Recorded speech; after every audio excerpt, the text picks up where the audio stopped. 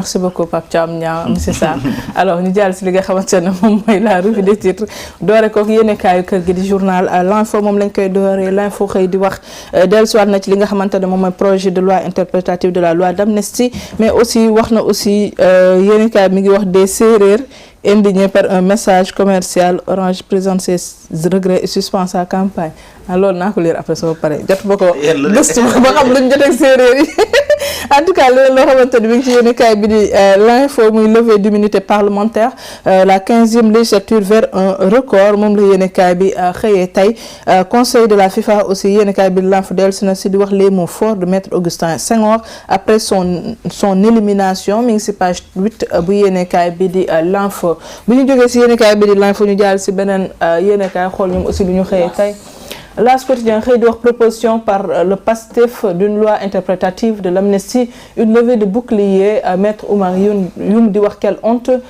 quelle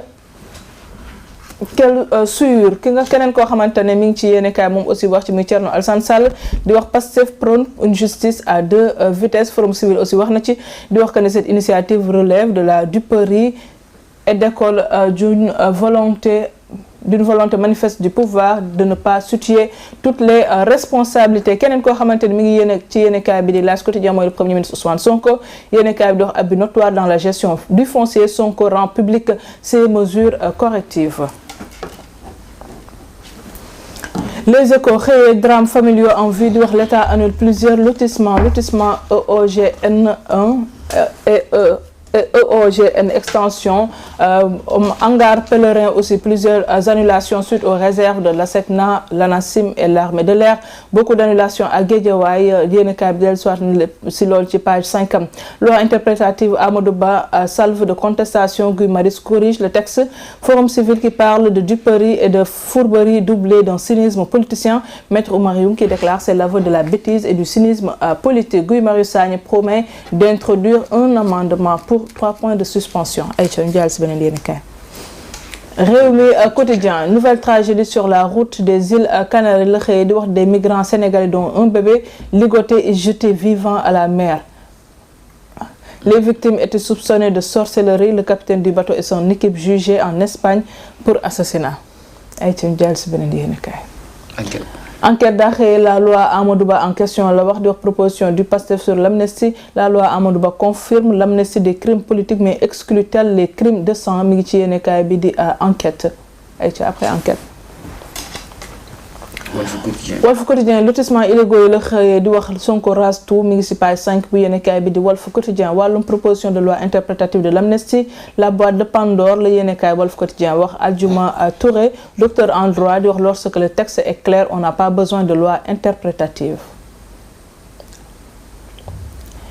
source A di wax tir groupé contre PASTEF l'exposé des motifs de la proposition de loi portant interprétation de la loi d'amnistie rendue publique ñu bëri lañ ca xalaat mën ngeen kaa fekk ci page 4 ak 5 bu yéenekaay bi di source A l'alerte désespérée des femmes pour l'application de la circulaire du ministre Mabouba Diagne octroyant 20% des semences d'arachide et de riz aux coopératives féminines.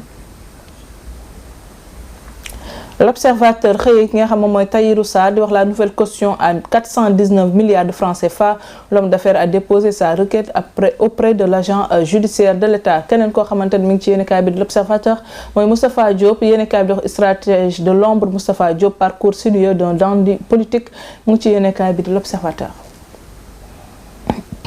Vox Populi moom tamit loi d'amnistie bi la xëyee ak la révision partielle qui déchaîne les passions Guy Marius Sagna va introduire un amendement pour plus de précision Bakary Pouy Moncap la bokk moom di wax une abrogation partielle permettra de condamner les crimes de sang perpétrés par les tortionnaires.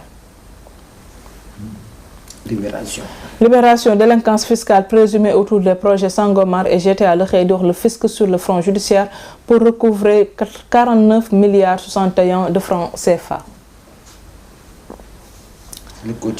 Le quotidien expropriation de terres à Dakar, Thiès et Saint-Louis la xëy di wax l'État fait du surplace le premier ministre revient sur des mesures annoncées depuis janvier mi ngi ci yéenekaay bi di Le Quotidien dellusiwaat na ci ki nga xam ne moom mooy maître Augustin Senghor di wax maître Senghor rate son tir au but recalé au conseil exécutif de la FIFA.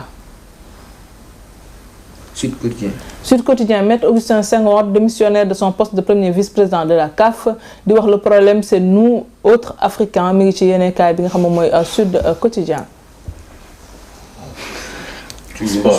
Tribune du Sport moom tamit Augustin Senghor la xëyee di wax membre africain devant représenter la CAF au conseil de la FIFA. Maître Augustin Senghor recalé devient membre simple de la CAF. Motsep rempile tranquillement pour un deuxième mandat. Parfois on ne peut pas dire qu'il n'y a pas de doute, dit cet Maître Augustin Senghor. Record yéene kaay mondial 2026 la xëyee di wax liste contre Soudan et Togo. Ilay Camara et Assane Diao convoqués dellusiwaat na ci li jëm si ki nga xam moom mooy Maître Augustin Senghor qui quitte la CAF. waaw ak Real ki écœur Atlético balaa ngeen naan liiruma ko. noo jàngatee match bi démb. Bah écoute, j'ai pas tout suivi parce que dem dañu amoon activité. non yow da nga dul suivre Real. non démb match bi mu daw boobu ñu ngi biir Forbe. prison mineure yi donc bi Atlético bi njëkk dugg. ndeysaan booy nekk foofu si kii bi si prison bi des ñenn ñi di jubilé bon ñenn ñi di jubilé wu ñu woon man nee naa bëgg naa jubilé de dama leen naa rus rek mais bon comme après yéen a am victoire tam ba tey baax na. waaw comme baax na. waaw félicitations. dama yaakaar da nga ko seetaan di gis si ay. non j'ai pas tout suivi. man moom 100% Real la mais de victoire xërëm la. non bàyyi xërëm la. non xërëm mooy lan. ñun les tiro bi la kat yow tiro bi nga gagné kay. waruñoo gagné yow Liverpool mi ngi nii. démb waruñoo gagné match. moom bizarre rek lay wax. non lan moo tax nga ne waruñoo gagné. man xam nga Real moom. non lan moo tax nga ne waruñoo gagné. ci logique gu football. waaw. Real amul logique nag. jeex na waaw d'accord. mais maanaam ci sama logique gu bopp. ok Real. warul toogee 8e de finale Ligue des Champions. du yoon. waaw du yoon loolu moom. xam nga sëñ bi ko football amul logique. Liverpool dafa dem Paris dóor ko fa 1-0. Paris ñëw moom it dóor ko 1-0. ñu dem série mu gagné ko noonu la demee ak Real daa dóor 1-0 kii moom it ñëw dëkkam dóor ko 1-0. football bi si biir football bi métti na mais bon tenir nañ ko ba dem série. mais da ngay gis ne nag match moom c'est comme ça parce que match aussi dafa am ñaari match toujours li may wax ñaari match yuy joué bu nekk si biir terrain bi ak bu nekk si biti bu nekk si biti nag coach yi ñoo koy def souvent da nga gis un coach professionnel boo xam ne champion la jël na façon trophée bu ne mais nit motul des fois dafay réer loolu moom ci sport la moo tax ñu ne football amul logique.